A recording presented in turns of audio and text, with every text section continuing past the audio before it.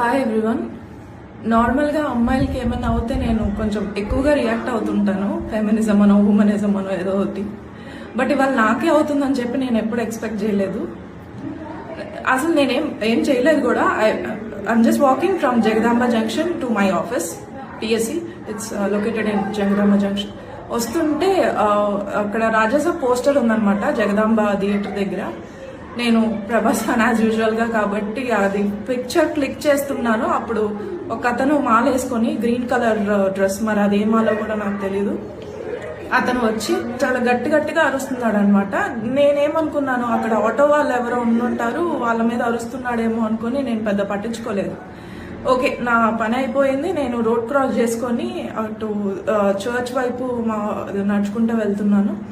అతను సడన్ గా వచ్చి వెనక నుంచి ఇక్కడ చాలా గట్టిగా స్లాప్ చేసేసి బూతులు, అసలు అలాంటి బూతుల్ని మనం వినుండం కూడా, అలాంటి బూతులు తిట్టేసి నన్ను, నా స్పెక్స్ అక్కడ పడిపోయి విరిగిపోయాయి. ఇది నేను సెట్ చేశాను ఇలాగా.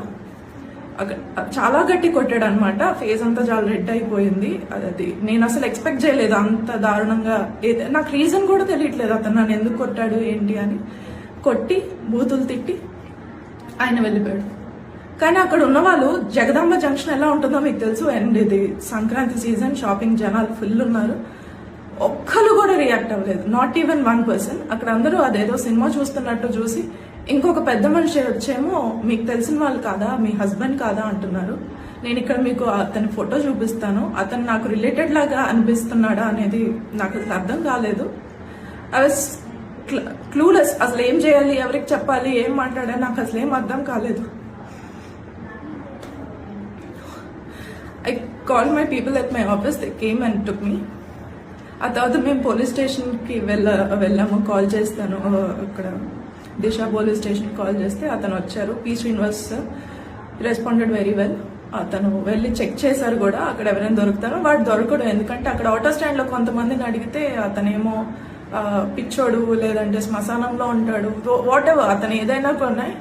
అలాగా కొట్టడానికి అసలు లేదు, అతను నన్ను కొట్టడానికి లేదు, నా మీద అలా నోరేసుకొని పడిపోవడానికి లేదు. ఎవడో రోడ్డు మీద పోయేవాడు. ఇప్పుడు పొరపాటున అక్కడ తన ఏదో కత్తితో ఏదో పట్టుకొని వచ్చి నన్ను పొడి చేసినా కూడా జనాలు అలానే ఉండిపోతారా?